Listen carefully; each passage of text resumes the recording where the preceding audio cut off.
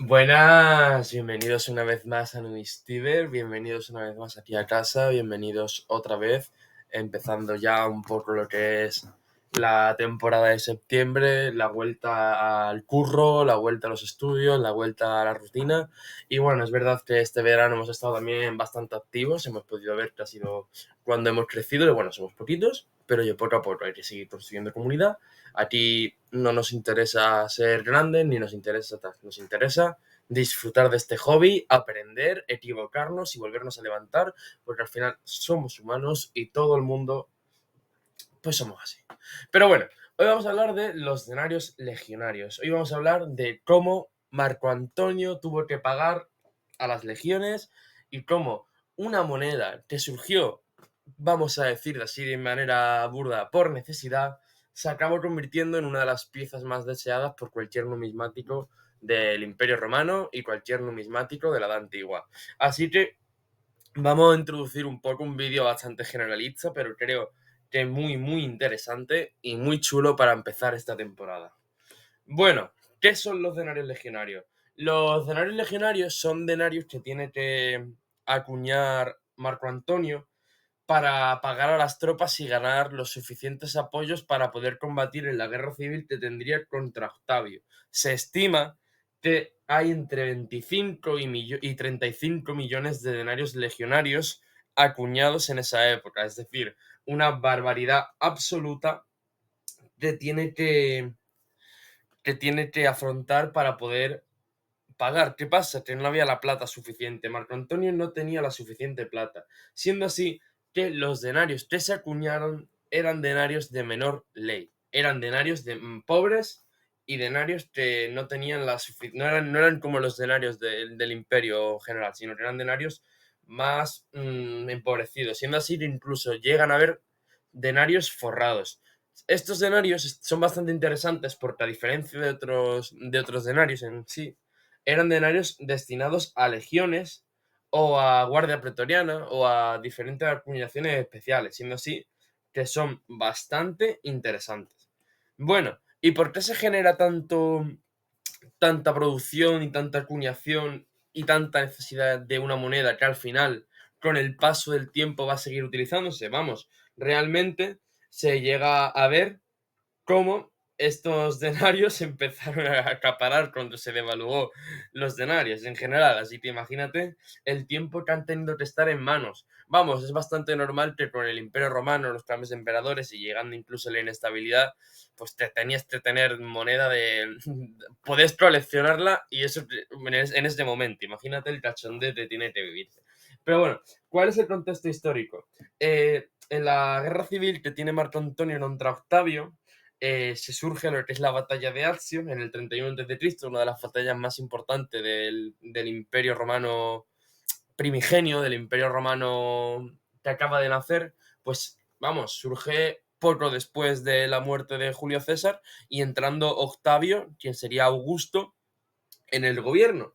Siendo así que vamos a poder ver que Marco Antonio, consciente de que necesitaba pagar a las tropas y conseguir la lealtad de las legiones, tuvo que buscar la manera de obtener mucha producción con el objetivo de tener a las tropas contentas, porque si no, se le iban a rebelar, se les revelaría, porque las tropas en la época antigua y actualmente también, bueno, y a lo largo de la historia, se ven que si tienen su paga y están bastante cómodos, luchan bastante mejor, siendo así que vamos a poder ver cómo tuvo que verse obligado a luchar para poder sobrevivir, lo cual, si conocéis la historia, no va a pasar.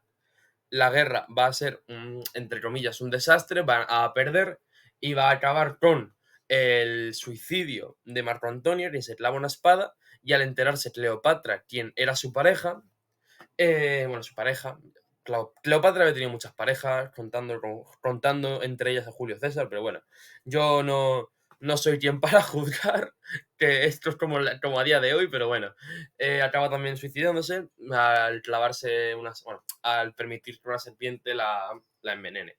Siendo así, te vamos a poder ver que esto es una historia de desamor, bueno, de desamor, no, de un amor que no se llega a cumplir porque tienen que suicidarse. Todo muy, muy de Shakespeare, ¿no? Todo muy rollo Romeo y Julieta.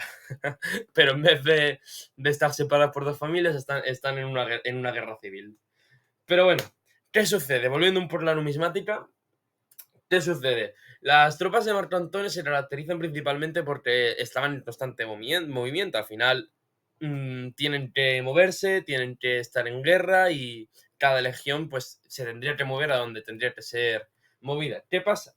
Que entonces llega un poco lo que es la duda, el problema, es decir, pero si está en movimiento, ¿dónde podemos decir que es la ceca? Bueno, generalmente existe la controversia, existe la discusión en la academia y existe la discusión también a pie de calle, entre comillas, en la comunidad numismática. Pero bueno, se puede llegar al consenso, entre comillas, de que se puede llegar a catalogar que fueron acuñadas en Patras, donde este hombre, Marco Antonio, estuvo acampando en el invierno del 31. Pero puede resultar bastante curioso porque una misión tan grande no se puede hacer en un solo invierno, así que se llega a pensar que habían cecas móviles y tal. La verdad que está bastante interesante. Creo que si no me he equivocado, anteriormente sí he dicho después de Cristo. Perdón, es 31 antes de Cristo. El Imperio Romano empieza antes de Cristo y ya con el gobierno de Octavio, que sería Augusto, ya entramos en la nueva era. Entrando en lo que es la numismática pura y dura, es decir, ya el análisis de la epigrafía y la simbología, vamos a poder ver que los denarios legionarios, comúnmente quitando las acuñaciones especiales, se caracterizan principalmente porque tienen un anverso y un reverso, en donde en el anverso pone Ant AVG 3 Vir RFB y aparece la galera pretoriana mirando hacia la derecha y el reverso que aparece el águila entre dos estandartes con el número de legión acompañado de leg. Una cosa bastante importante que el reverso de Ant AVG 3 y Vir RP significa Ant AVG Antonio Augur 3 Vir RP Trevirisi Rei Publicae Constitudae, es decir, triunvor para la reconstitución de la República. Vamos, al final era lo que siempre se ha tenido mucho en la numismática romana, que es esa propaganda para reparar la República del nuevo imperio. Bueno, ya sabéis cómo se gastaba en esa época, que es todo mucho guerra civil y mucho intereses por el bien público, por la República, pero vamos, que todo al final era con el objetivo del personalismo y de los intereses personales. Aquí vamos a ver unos cuantos casos bastante interesantes, pasando desde la Legión 20, la Legión 12, la Legión incluso para las guardias pretorianas, y la verdad que están bastante interesantes porque mmm, se ve mucho el diseño, todos muy parecidos, pero cada uno con su estilo propio. Incluso con el desgaste, tenemos que recordar que son monedas que estuvieron bastante tiempo en circulación, así que no se extrañe que tienen mucho. Y podemos ver que existen realmente hasta el numeral 23, es decir, vamos, que podemos estar aquí hasta mañana poniendo moneda porque si hay 23 legiones, sin contar las guardias pretorianas y las acuñaciones especiales, podemos estar aquí hasta mañana. Aquí tenemos otra serie de monedas, todos siguiendo ese mismo estilo, pasando pues por la Legión 7, la Legión 14, la Legión 2, y podéis ver que cada uno con su estilo, pero todos con la misma simbología. En el anverso, la galera pretoriana mirando hacia la derecha, y en el reverso, el águila legionaria acompañado de los dos estandartes. Bueno, como ya he mencionado anteriormente, tenemos las acuñaciones especiales. Las acuñaciones especiales se caracterizan principalmente porque podemos ver que algunos denarios de Marco Antonio citan a la Guardia Pretoriana, como hemos visto uno al principio, y a la cohorte especuladora, que era una especie como de tropa de reconocimiento. Estos casos, el diseño cambia en el reverso, es decir, en vez de poner legtal, pues pone praetoriae o pone según lo que se necesite.